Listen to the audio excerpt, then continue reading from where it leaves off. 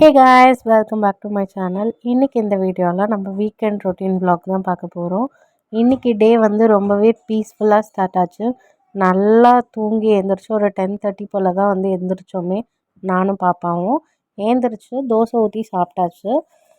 10:30 மணிக்கு தான் சாப்பிட்டோம் அப்படிங்கிறதுனால பசி பெருசாக எடுக்கவே இல்லை. அதுக்கப்புறம் வேறு வேலைலாம் வாஷிங் மிஷினில் துணி போடுறது, நெக்ஸ்ட்டு வெசல் வாஷ் பண்ணுறது அப்படின்னே வந்து போயிடுச்சு. அரௌண்ட் ஒரு 2:00 போல் தான் வந்து சமைக்கவே வந்தேன். சிம்பிளாக வந்து கம்ஃபர்ட் ஃபுட்டாக வந்து எடுத்துக்கலாம் அப்படின்னு பருப்பு வச்சுட்டு பொட்டேட்டோ பொரியல் செஞ்சிடலாம் அப்படின்னு தான் பிளான் பண்ணியிருந்தேன். ஃபஸ்ட்டு உள்ளே வந்தோடனே அரிசியை கழுவி வந்து ரைஸ்க்கு வச்சாச்சு, சாதம் வடிக்கிறதுக்கு. நெக்ஸ்ட்டு பொட்டேட்டோவெல்லாம் கட் பண்ணி வச்சாச்சு. சரி கொஞ்ச நேரம் நம்ம சமைச்சு முடிக்கிற வரைக்கும் பசி எடுக்காமல் இருக்கணுங்கிறதுக்காக ஆப்பிள் மட்டும் கட் பண்ணி சாப்பிட்டுக்கிட்டோம்.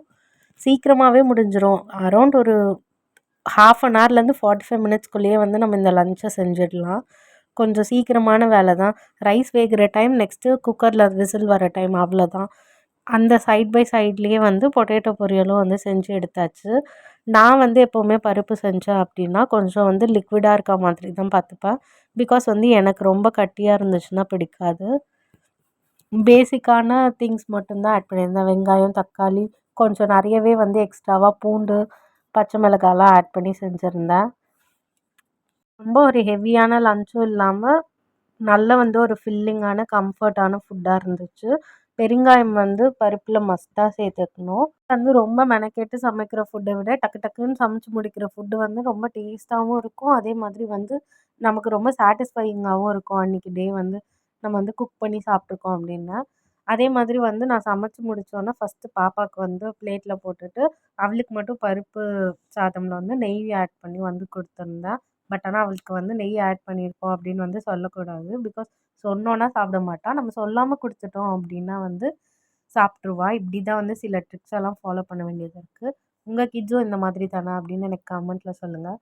கொஞ்ச நேரம் அப்புறம் தூங்கி எழுந்திரிச்சு ரெஸ்ட் எடுத்த பிறகு ஈவினிங்காக என்னோடய தம்பி வந்து பாசுந்தி சாப்பிடலாம் அப்படின்னு சொல்லி போய் வாங்கிட்டு வந்திருந்தான். சரி, என்னோடய மோஸ்ட் ஃபேவரட்டான ஒரு ஸ்வீட்டு. எனக்கு ஐஸ்கிரீம் வேணுமா பாசுந்தி வேணுமான்னு கேட்டால் ஃபர்ஸ்ட் நான் வந்து எனக்கு பாசுந்தி தான் வேணும் அப்படின்னு சொல்லுவேன். அந்தளவுக்கு வந்து என்னோடய one of the favourite sweet. ஈவினிங்க்கு மேலே தான் கொஞ்சம் திங்ஸ் எல்லாம் இல்லை அப்படின்னு சொல்லி இன்ஸ்டாமார்ட்லேருந்து ரீஸ்டாக் பண்ணுறதுக்காக போட்டிருந்தேன்.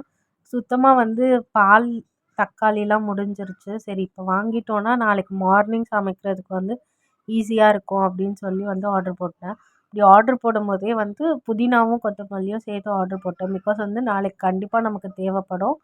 ஸோ வந்து இப்போவே நம்ம வாங்கி க்ளீன் பண்ணி வச்சிட்டோம்னா அந்த டைமில் வந்து ரொம்ப ஹரிபரியாக இருக்காது. மீதி திங்ஸ் எல்லாம் வந்து நம்ம நாளைக்கு வந்து கொஞ்சமாக ப்ரீ ப்ரெப் பண்ணி வச்சுக்கலாம் அப்படின்னு வந்து விட்டாச்சு. இன்றைக்கி பார்த்திங்கன்னா வெறுமனே புதினாவும் கொத்தமல்லியும் மட்டும் வந்து க்ளீன் பண்ணி நீட்டாக வந்து அதோட பாக்ஸில் வந்து ஆர்கனைஸ் பண்ணி வச்சாச்சு. இப்படி நம்ம வந்து வீக்கெண்டில் இந்த மாதிரியான வேலையெல்லாம் பார்த்து வச்சுக்கும்போது வீக் டேஸில் நம்ம ஹரிபரியாக வந்து ஆஃபீஸ் கிளம்பும்போது சமைக்கிறதுக்கு வந்து ரொம்பவே ஈஸியாக இருக்கும். ஆஃபீஸ் கிளம்புறவங்கன்னு இல்லை, வீட்டில் இருக்கவங்களுமே கூட ஒரு நாள் வந்து ஸ்பெண்ட் பண்ணி இந்த வேலையெல்லாம் செஞ்சு வச்சுக்கிட்டா அந்த வீக் ஃபுல்லாகவே வந்து நமக்கு ரொம்ப ஹேசல் ஃப்ரீயாக இருக்கும். எப்போவுமே வந்து இப்போது நல்லா வந்து வெளியில் உணர்த்தி வச்சுட்டு தனித்தனியாக அந்த புதினா லீவ்ஸ் எல்லாம் எடுத்து வச்சுட்டு அதை வந்து ஒரு பிளாஸ்டிக் கண்டெய்னரில் கீழே மேலே 2 சைடும் வந்து டிஷ்யூ பேப்பர் போட்டு தான் ஸ்டோர் பண்ணி வச்சுப்பேன். இப்போவே வந்து வாஷ் பண்ணி வைக்க மாட்டேன். நான் எடுத்து யூஸ் பண்ணும்போது வந்து வாஷ் பண்ணிக்குவேன். எனக்கு என்னமோ இப்போவே நம்ம வாஷ் பண்ணி வச்சோன்னா அது ஒரு மாதிரி வந்து சீக்கிரமாகவே கெட்டு போயிடுற மாதிரி இருக்கும். ஸோ வந்து நான் யூஸ் பண்ணுறப்ப வந்து வாஷ் பண்ணிவிட்டு யூஸ் பண்ணிக்குவேன். அதே மாதிரி தான் வந்து கொத்தமல்லியுமே வந்து ரூட்ஸ் எல்லாம் க்ளீன் பண்ணி தான் வந்திருந்துச்சு.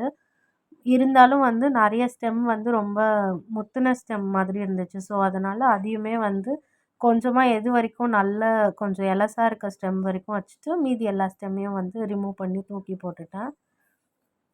நீங்கள் வீக்கெண்ட் டைமில் எப்படிலாம் வந்து மீல் ப்ரெப் பண்ணி வைப்பீங்க? இல்லை வெஜிடபிள்ஸ் அதெல்லாம் வந்து ரீஸ்டாக்கிங் பண்ணுறதுலாம் எப்படி பண்ணி வைப்பீங்க? அப்படின்னு வந்து எனக்கு கமெண்ட்டில் சொல்லுங்கள். எனக்கு ஓரளவு லாஸ்ட் வீக் வாங்கின வெஜிடபிள்ஸே வந்து இன்னும் முடியல அப்படிங்கிறதுனால அந்த வெஜிடபிள்ஸ் போக வேறு ஏதாவது வெஜிடபிள்ஸ் வேணும்னா மட்டும் அதை மட்டும் வாங்கிக்கலாம் அப்படின்னு வந்து நான் பிளான் பண்ணியிருக்கேன். வேறு என்னெல்லாம் நான் மீல் ப்ரெப் பண்ணுவேன் அப்படிங்கிறத வந்து பார்ட் 2 வீடியோவில் ஷேர் பண்ணுறேன். நைட்டு எனக்கு பெருசாக சமைக்கிறதுக்கு வந்து இன்ட்ரெஸ்ட் இல்லை. பாப்பாவுமே வந்து எனக்கு மேகி வேணும்னு கேட்டிருந்தா. சரி ஓகே, நம்மளும் அதுவே கொஞ்சம் சாப்பிட்டுக்கலாம் அப்படின்ட்டு வந்து இப்பி தான் வந்து செஞ்சுருந்தேன். இது அடிக்கடி சாப்பிட்டு ரெக்கமெண்ட் பண்ண மாட்டேன். எப்போவாச்சும் வேணும்னா சாப்பிட்டுக்கலாம். இந்த வீடியோ பிடிச்சிருந்தா உங்கள் ஃப்ரெண்ட்ஸ் அண்ட் ஃபேமிலி கூட இந்த வீடியோவை ஷேர் பண்ணுங்கள், லைக் பண்ணுங்கள், மறக்காமல் சப்ஸ்கிரைப் பண்ணிக்கோங்க. இன்னொரு இன்ட்ரெஸ்டிங்கான வீடியோவில் பார்க்கலாம். பாய்.